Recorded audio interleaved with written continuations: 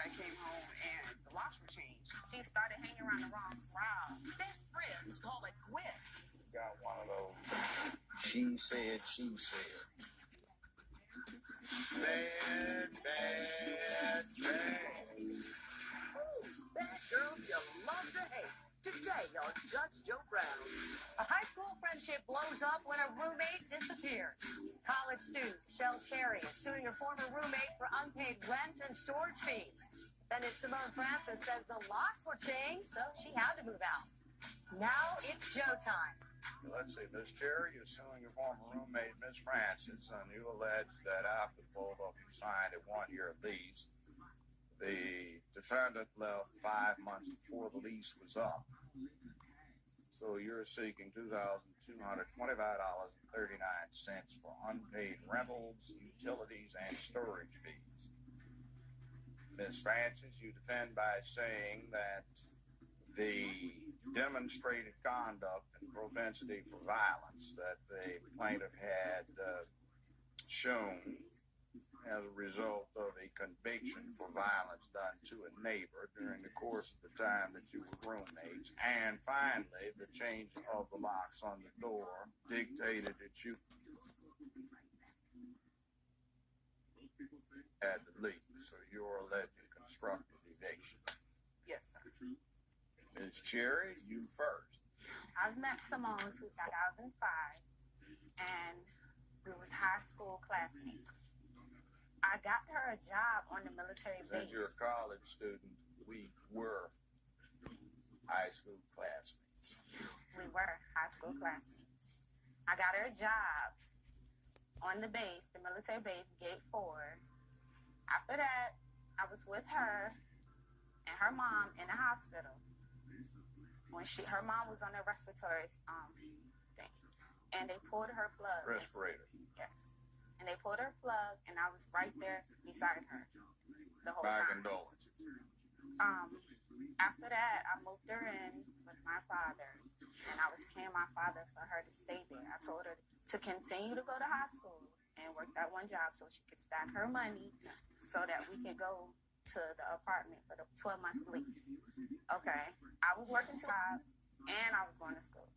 She was working one job, and she was going to school. Were you going to college or high school? I was in high school. I was the senior in high school, working 2 jobs. And I was paying for her to stay with my father because her mother passed away, just to help her. That's good. I was in foster care my whole life, and I just was trying You to were in help her. foster care? Yes. All right, I see the point. You didn't want this to happen to anyone else. Yep, exactly. Okay, we got April the 15th, 2009. We moved into a 2-bedroom townhouse. The rent was $710, and the utilities was $200 a month.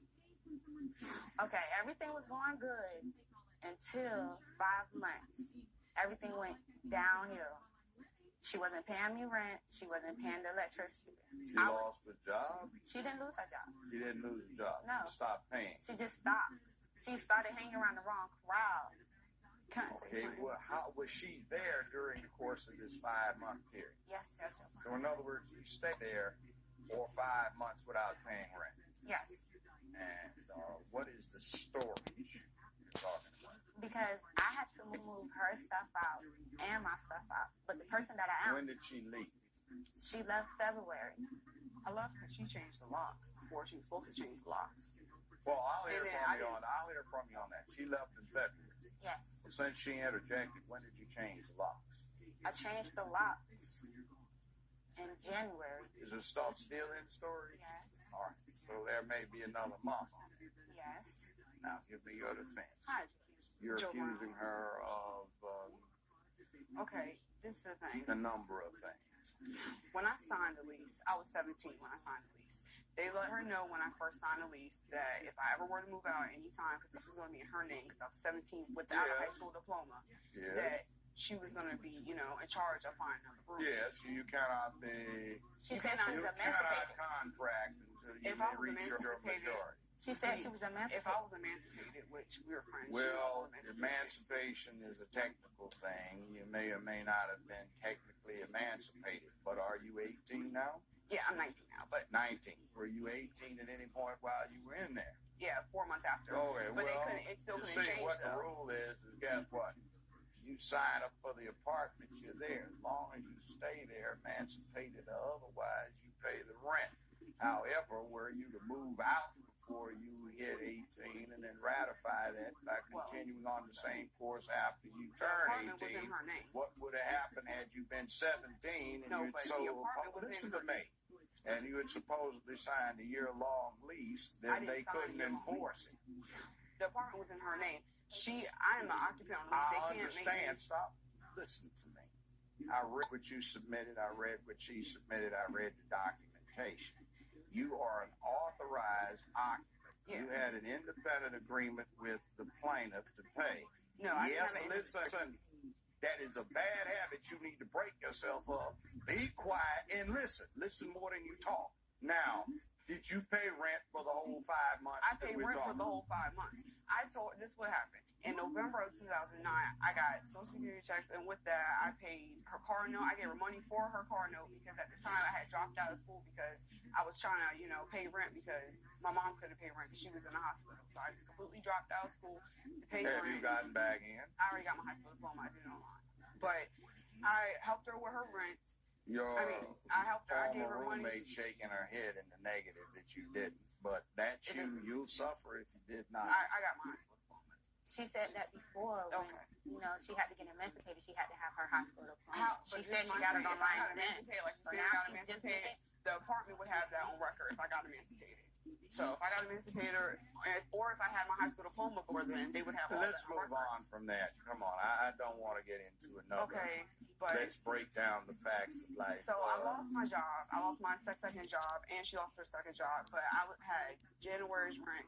And mid-January, I told her, I was like, so you're claiming, in effect, you're claiming that for the 5 months she's alleged you did not pay rent, you paid rent. I paid rent.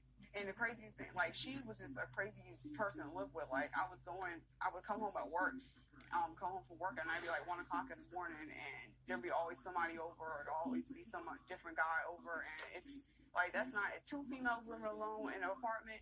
That's not even cool. Every time I came home, it was somebody different, or there was a party. Monday through Friday, all the time. So saying, how could I have a party when I'm going to school and she was not. She wasn't. We'll be right back with Justice. You say she was put on probation in September for assault involving a next door neighbor.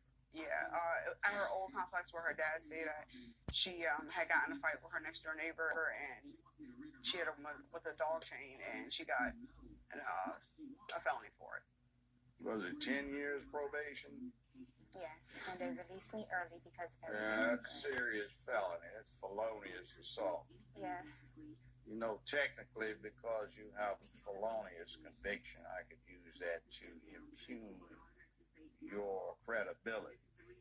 Now, both of you put yourself in a situation relative to each other. Former roommate's getting a lesson about a lease. For decent purposes. A friend helping out a friend, another friend who at that point was a minor finding that she helped out the other friend. But there is a situation here, $2,225.39 that one of you is stuck with. Excuse me. I said no. There you go. Your situation in terms of the equities, Madam Plaintiff, is that you're still in the premises. In other words, even after she left, you're going to have to continue to pay the rent because that's what you chose to do. She was on a month-to-month tenancy basis with you. You have some hands that aren't pristinely clean because of this lock changing without going through the process of getting FED. That will cost you. Now, do you have any desire to have these items back that are in storage? The bed's hers. That she had bought a new bed, and it's her bed, so it's her bed. Did you hear what the question was? No, I don't. I have no desire to have it back. And why didn't you answer accordingly? I'm sorry, but you weren't listening. I find that what we've noticed, we have a situation where you're going to be liable for 2 of these 5 months, that's $710, not $1,775. Utilities, I find the same for the 2 months. That's $100 a month, which is an approximate value. I think it's pretty realistic. So that'll be $910 total so far. And you will have to pay storage fees because relying upon a concern for your interest, she reacted reasonably. It will terminate at this point. $1,060 will be your recovery. That'll be the award. Not just you listen. And by the way, what you've been illustrating to me is precisely why tried and true grown folks so often look at youth your age and say, no, they're not grown yet. So listen and learn. So your award's $1,060 in your cost. The defendant may have been locked out, but the judge found a way to release some justice in this case of she said, it's reduced judgment for the plaintiff.